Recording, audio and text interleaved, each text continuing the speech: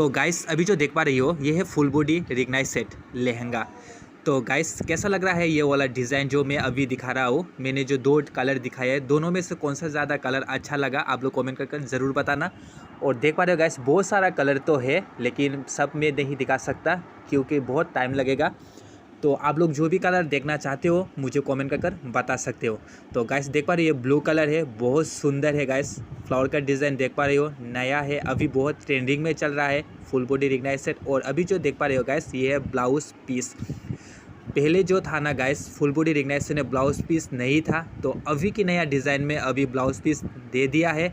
तो देख पा रहे हो कैसा लग रहा है, मैचिंग सेम है ब्लाउज पीस और रिग्नाई और ब्लाउज नहीं आंचल, तो डिज़ाइन सेम है। तो देख पा रहे गैस अभी दूसरा कलर जो मैं अभी दिखा रहा हूँ आप सभी लोगों को, दोनों कलर है, कौन सा कलर सबसे ज़्यादा अच्छा लगा आप लोग कमेंट कर ज़रूर बताना।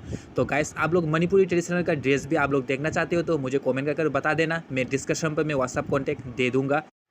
तो गाइस वीडियो कैसा लगा आप लोग जरूर कमेंट कर बताना, और मेरे चैनल पर नए हैं तो गाइस लाइक कमेंट सब्सक्राइब और शेयर कर देना। वीडियो आज यहाँ पर ख़त्म करते हैं और मिलते हैं अगले वीडियो पर।